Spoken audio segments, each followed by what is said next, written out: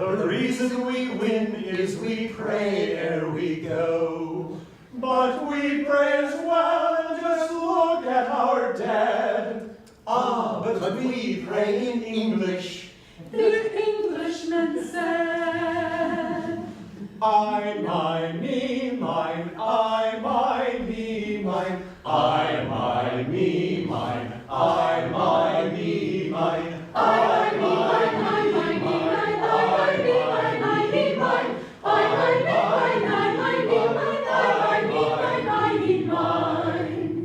I, had a little box where my boy made me, and in that little box I did put a tree, a pony, a teddy bear, a bright green sleigh, everything around me that my eyes did see. But can a little box never hold a sleigh? A pony and a tree was your boy made. It can't of course contain a tiny baby's mind. So I will becomes a little box instead. Well, as I grew older, my box grew too. Held airplanes and ships and a birch canoe, and school books of 4-H dirt and college proms. Good times and friends aplenty, yes, and also you. But somehow in this box would only fit one school, one family, one country, and one social rule, and certainly one church for only my ways right, and anyone with other ways is just a fool. But so I used to think, but now I must confess, at judging fools I wasn't any great success. Truth somehow lived without me, though I called it mine. What box could hold the world? It's just preposterous.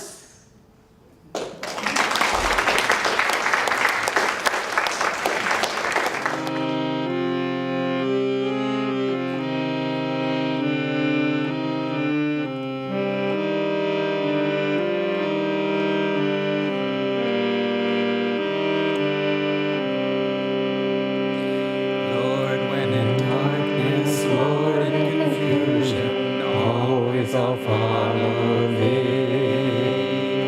Lord, when in darkness, Lord, in confusion, always I'll follow thee. If I grieve or lose my way, only thou canst comfort me. If I grieve or lose my way, only thou canst comfort me. All I live for is to love thee, my eternal friend. All I live for is to love thee, my eternal friend. Lord, when in darkness, Lord, in confusion, always I'll follow thee.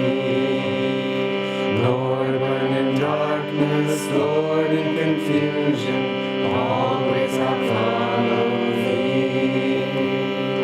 If I grieve or lose my way, only thou canst comfort me. If I grieve or lose my way, only thou canst comfort me.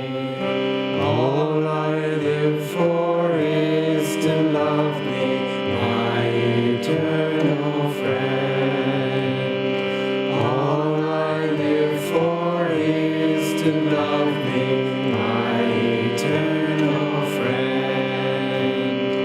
Lord, when in darkness, Lord, in confusion, always I'll follow thee. Lord, when in darkness, Lord, in confusion, always I'll follow thee. If If I grieve or lose my way, only thou canst comfort me. If I grieve or lose my way, only thou canst comfort me. All I live for is to love thee, my eternal friend.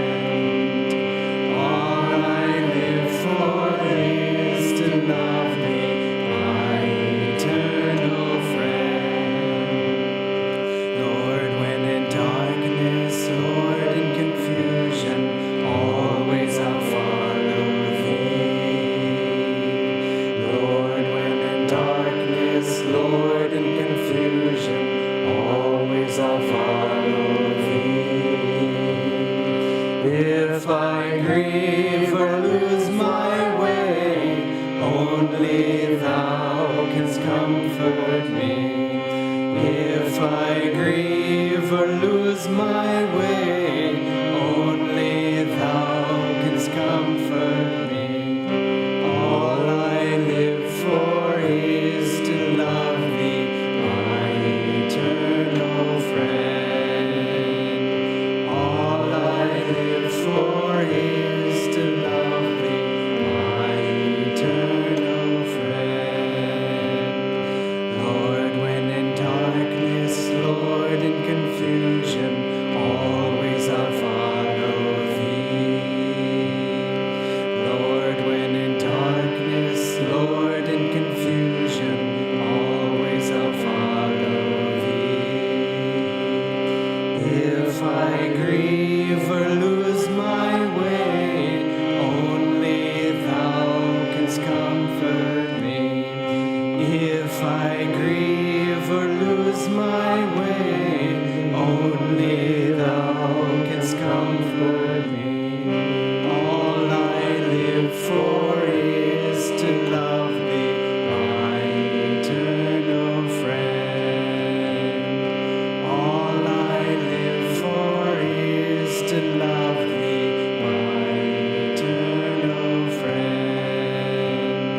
All I live for is to love thee, my eternal friend. All I live for is to love thee, my eternal friend.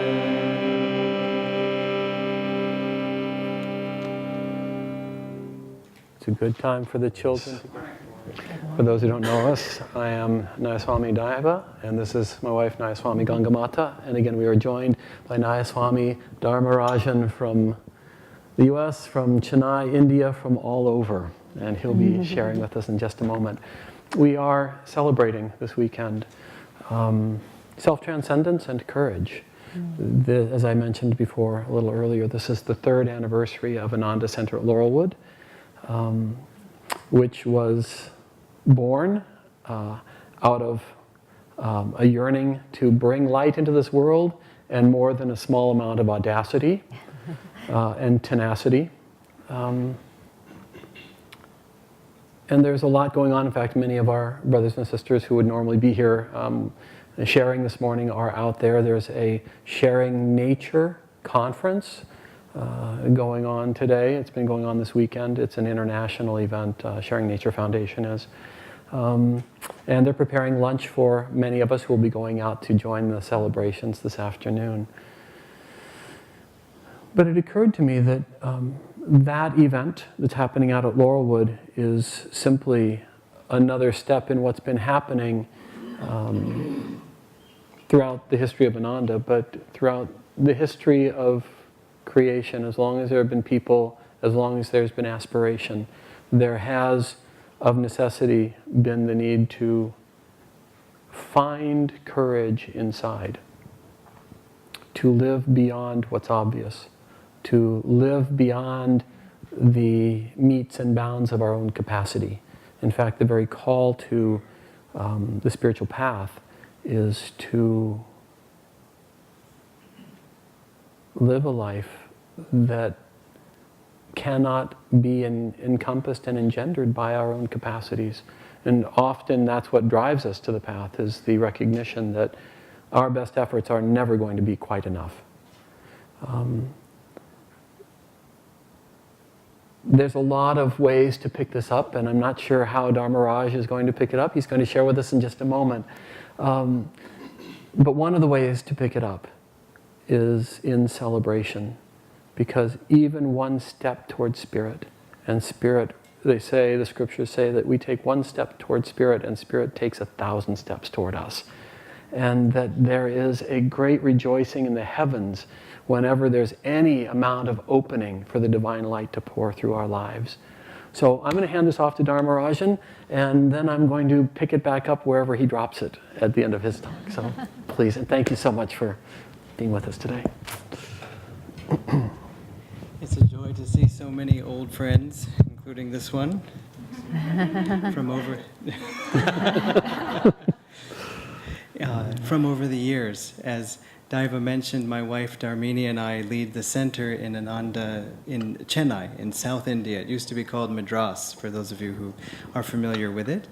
And I'm very grateful to be here with you on the occasion of your 3rd anniversary of Laurelwood. Congratulations. It's just stunning what you all have accomplished there, and also here. When we were showing the people in Chennai the pictures of the different Ananda communities throughout the world, when we showed that aerial picture of Laurelwood, the whole group went, wow. And that just about sums it up. It's really quite marvelous. We in Chennai just celebrated our 1st year anniversary not too long ago, in January. January a year ago, Swami Kriyananda came to Chennai to give a talk, and Chennai was a city where there was nothing active of Ananda at that time. And so they rented a large hall, which was seemingly, to everyone's mind, too large. And so the organizer assured them, listen, we can close all the balconies and then open them up only if we need to. And okay, so it would only be 1,500 seats instead of 2,000.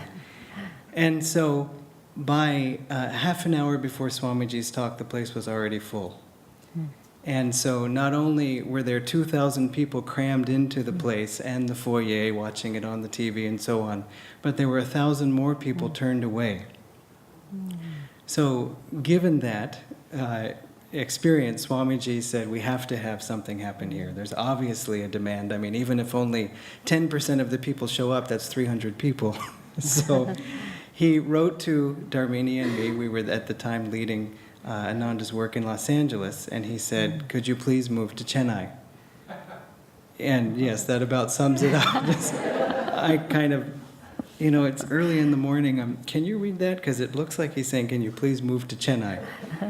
And it really threw us, because we were fully into our lives. And this, of course, is what happens when you're into a certain direction and you're committed and going. Well, this is how things are going to be, and perhaps forever.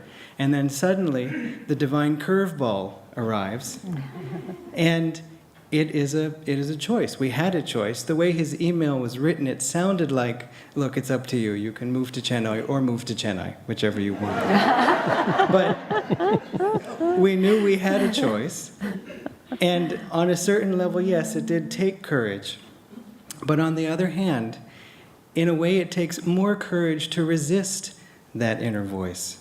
Because when we have something inside us that tells us this is the right thing to do, then in a certain way we know we're safe. We don't know how it's all going to work out. We don't have all the answers. It wouldn't be an adventure if we knew everything up front. But when we have that inner calmness, then we know, okay, I'd better do this. I know it will work out. And that can be the source of our courage.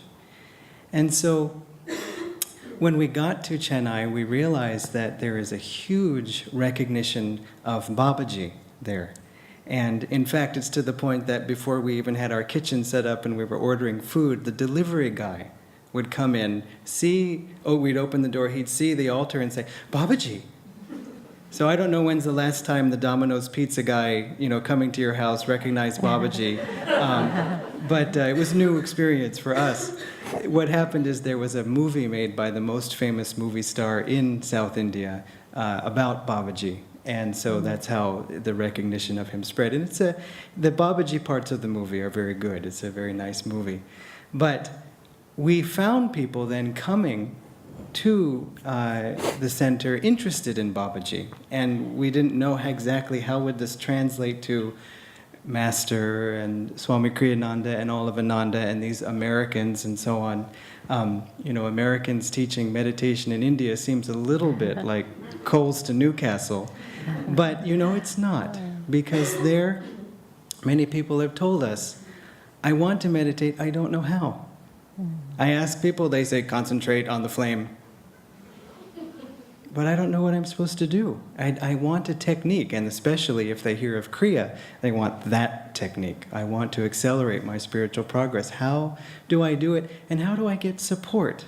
Meditation is often something portrayed as doing alone in the cave, and it is a solitary journey, but what joy when we can have friends, gurubhais, and satsang, encouragement of others along the way. As Nayaswami Haridas, for those of you who know him, said, sometimes we heal each other at a glance.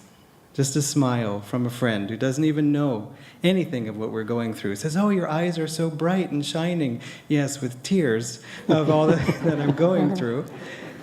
And so that's the great benefit of community. And that's another thing that in India people are really appreciating, that encouragement and support. So we were still kind of feeling out how is this going to go. And in one discipleship class recently, one of the students said, I came for Babaji. That's why I'm here. That's how I knew about any of these things. Now, every time I pray to Babaji, Yoganandaji's face appears. Why? And it was so sweet because we started hearing more and more stories of that. Not because we gave big lectures about how, yes, you, all the masters, but Yogananda particularly brought, no, he was sorting it out for them. There was a man in India recently taking Kriya initiation in Gurgaon, where Nayaswami Dhyana leads that center there, for those of you who know her. And this man was in this Kriya initiation. It wasn't his first Kriya. And he saw Nayaswami Jyotish and Devi were leading the Kriya. And so he was trying to see how he could sort of pace himself out so that he would arrive at Jyotish for the blessing. And he was doing, sometimes we call it the Ananda Shuffle, just sort of, okay, if this one goes, and then, no, please, you go ahead, and all that. And as it turned out, he ended up with Nayaswami Jaya instead. And so he kind of, he was a little disappointed, he confessed. And when Jaya touched him for the blessing, he said later to Dhyana, he said, I saw this bright light and I heard Master's voice in my ear saying, I'm giving the Kriya. And that's another important thing to remember, especially relating to courage, because we, especially in service to Yogananda, in service to each other, we are not the source. Yogananda is saying, I'm making the lunch. I'm giving the conference on sharing nature and so on. He's doing it through us to the extent that we invite him and allow him. And then he's running the show. So when you were a kid in the passenger seat and your mom was driving or dad was driving, we didn't necessarily feel responsible for, watch out, make sure you turn, slow down, and so on. Because mom is driving. So similarly, Yoganandaji is driving. So just to finish that thought, this woman's sister, who was the woman who said, why is Yogananda appearing in place of Babaji? Her sister said that she was walking to a restaurant. When she was walking back with her husband, they realized that they were missing their keys. And they were very concerned. And she said, so we immediately started bickering. Why did you have the keys? No, I had the keys. No, they went on back and forth like this. They started to retrace their steps. And as they were walking, she began praying. This is before she was about to take discipleship. And she said, Guruji, you must give me the keys and you must give them to me like this. She was not afraid to ask. And so when they got back to the restaurant, they asked someone who was at the table cleaning up, "Did you find any keys or anything like that?" And he went over to the man at the counter, and he said something, and the man instantly pulled out the keys and held them out like this. And she was just amazed. And then she turned to her husband and said, "See, I have a guru now, and so this is what he does, and you better follow him too." So, the last thing I wanted to close on with the thought of courage, because again, she had the courage to demand lovingly, knowing that her demand would be heard. Of course it would be. I mean, God doesn't want you to lose your keys, maybe for a few minutes, but not forever. Because in those moments, okay, I need help now. And I had my keys, I felt fine, but now I don't have them. And so sometimes Divine Mother grabs our keys just to get our attention. But this thought of out of 1,000, one seeks me, and out of 1,000 who seek me, one knows me. As first of all, it can sound a little discouraging. Like, oh my gosh, we have to have all the courage we can just to not be in the 999 club. But Yoganandaji said, our percentages are far, far ahead with that particular statistic. And also, it's very important to remember that it's actually the opposite. It's not to say, I need courage to be that 1 out of 1,000. The point is that it has taken you courage because you already are 1 out of that 1,000. You wouldn't be sitting here, and you wouldn't continue to come all the time if you weren't interested, if you hadn't made a heroic effort, both in this lifetime and in past lifetimes, to be interested in God. As Master said, it takes very, very, very good karma, even to want to know God and to go beyond wanting to know Him, but to give your time, give your energy, commit your life. You know, sometimes we look at our lives and kind of think, well, you know, maybe next time. As it also says in the Gita, you know, Arjuna asks Krishna after getting all this insight, he says, so what happens, Krishna, to a devotee who doesn't make it this time? And it can be tempting to read that and think, yeah, I better read this part carefully because this is me. It's not. That statement of what happens to a devotee, it says that he is born into a family where he can quickly resume his spiritual progress. That describes you in the last life. It was the last life where perhaps we didn't make it to our final goal. We're here and able to quickly pick up where we left off. So keep that in mind, that you are 1 out of that 1,000, and out of all these thousands, using Yoganandaji's percentage, that we're far, far ahead of that, then just take the courage to go all the way to God. God bless you.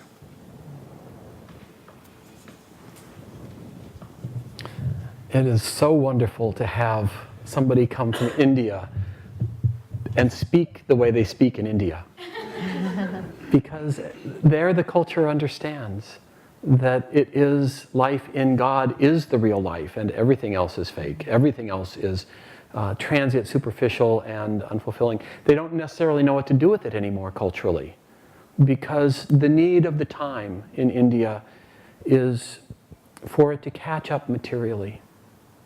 Just as the need of the time here, we have the material world well dialed in. And what we find if we pursue it far enough is its emptiness. You know, it's interesting that in the West we find the fulfillment of our material aspirations in the practices of yoga and inner communion.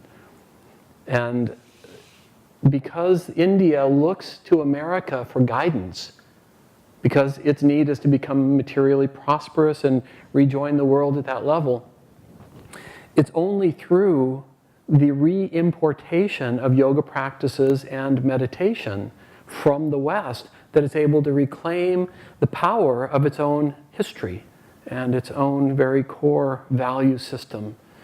We're in perplexing times.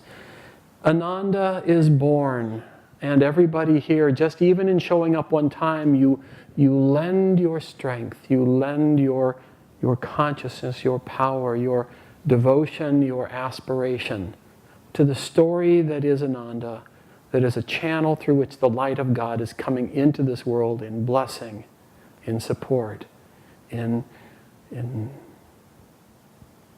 incalculable goodness at a time when it is so deeply needed on this planet. We've actually got a fun song. I asked to have Dambara and who's doing it with you? David, to do a quick song. Would you mind? Thank you. Irish harpist Derek Bell recorded.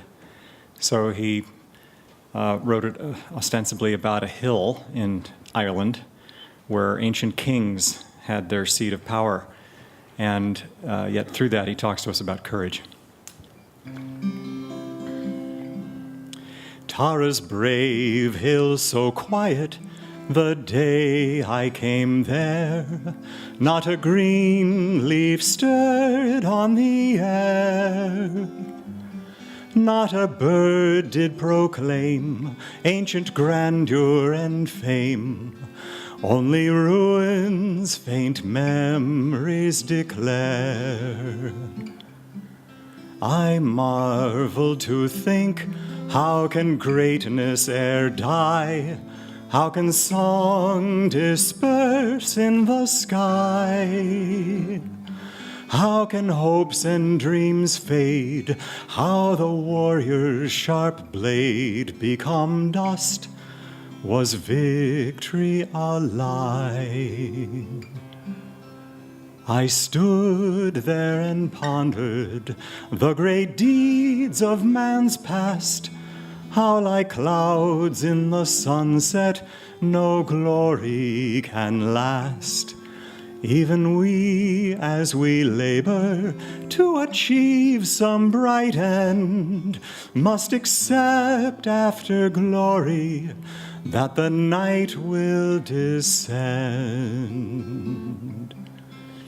As I gazed and thought sadly of Tara's demise, suddenly I saw her walls rise, saw her long regal halls, heard her people's brave calls, as though time had doffed a disguise.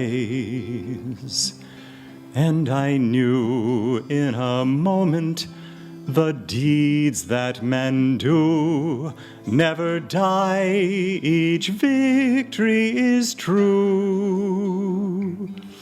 Every effort we spend gives more strength in the end, till our gladness in life's ever new.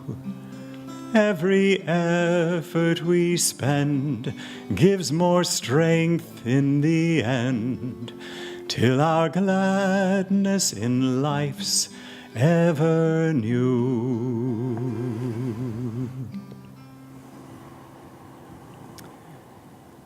Now, that was nice, but there was a verse in there that I forgot to sing, and it's important.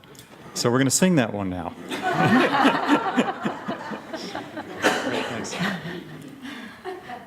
I've dreamed a broad rainbow over thicket and thorn, over crags that called, "Tarry, your hopes are forlorn."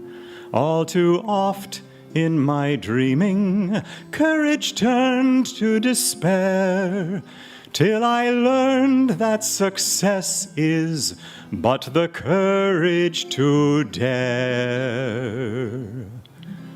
And that's an important verse. There's something that turns upside down somewhere along the way. And things that feel imposition and distraction and like we're being compelled from outside become seen as opportunity and chance and a gift. When that happens for each individual, it's hard to know when that will break. But when that moment comes, everything is upside down. The Bhagavad Gita says that what is day for the yogi is night for the worldly man, and what is night for the yogi is day for the worldly man. We do things, even when we do the same things that we did before, we do them for completely different reasons, for completely different purpose. Ananda is a growing and pioneering work on this planet. It is born to bring the light of God into the lives of people globally. It's 50 years old, and hundreds of thousands of people draw strength and inspiration from it globally, through the internet, through centers, through meditation groups. 3,000 people in Chennai turned out for one talk by Swami Kriyananda, understanding the power of light coming through him.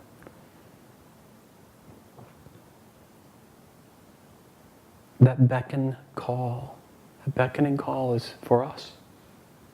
Will we stand up for the light? The invitation is there. Will we become the channels for that light into the lives of those who will be reached in no other way? There are people who will never be touched except through you. Already, as I mentioned, just showing up one time changes the story. You being here matters. You're reaching toward the light in this moment changes your story and the story of this planet forever. How much more can it be changed? That's up to you. How much more is it being changed? Remarkably.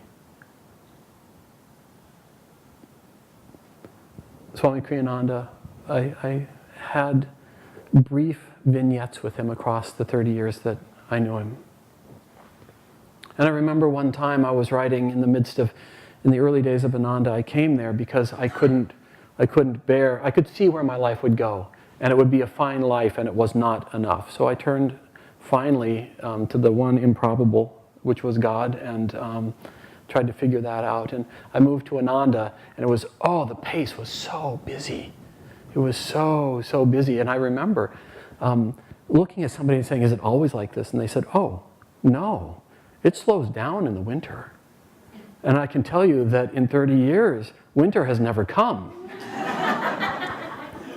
And I wrote to Swami Kriyananda and I said, basically help. I used different words, but oh my God. And he wrote back and he said, God gives us much to do. Not that we get trapped in this outer world, but then when we go into meditation, when we go into the inner world, we have something to offer up. The hill that was Tara is that story.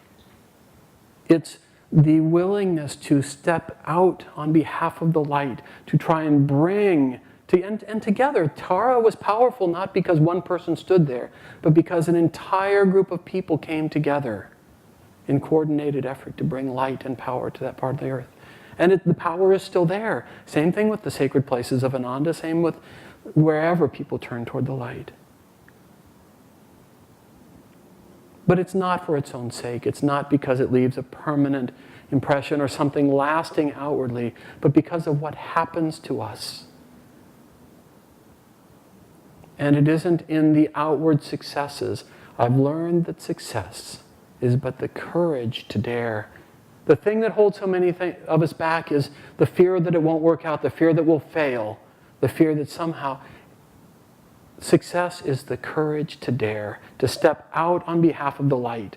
And as Dharmaraj spoke, to feel for the rightness of it in calmness inside, and to realize, to discover increasingly that the only security that there is in this world, the only power, the only thing that lasts, is founded in that experience inside. I'm going to end with a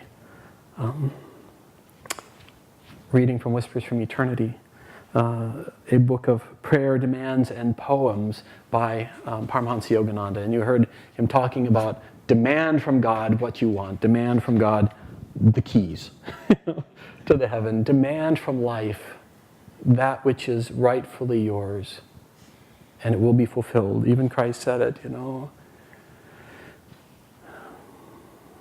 Seek first the kingdom of God and all things come.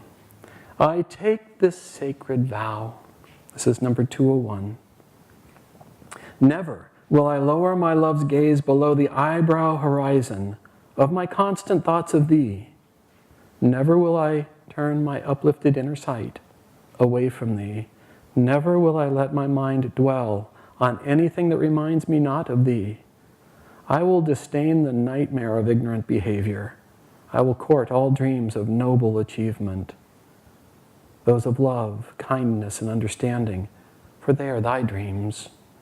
Though I dream many dreams, wakefully I will ever think of thee. In the sacred fire of constant remembrance, kept ever alight on my soul's altar, I will ever behold thy presence with the watchful eyes of devotional love. Thy grace has shown me that the dualities of health and sickness, life and death, joy and sorrow, are but passing fantasies. I am finished with these eternally self-canceling delusions. I am persuaded at last that there is but one abiding reality, thy eternal, ever conscious, ever new, ever thrilling, infinite bliss. Take a moment of silence together. This next song is also written by Swami Kriyananda, entitled There's Joy in the Heavens. The flowers are all laughing to welcome the morning. Your soul is as free as the air. The flowers are all laughing to welcome the morning. Your soul is as free as the air. Leave home in the sunshine, dance through a meadow, or sit by a stream and just be. The lilt of the water will gather your worries and carry them down to the sea. The lilt of the water will gather your worries and carry them down to the sea. Men hunger for freedom but don't see their dungeon is only the thought that they're bound. Desires of their shackles, the hope that tomorrow the doorway to joy will be found. Desires of their shackles, the hope that tomorrow the doorway to joy will be found.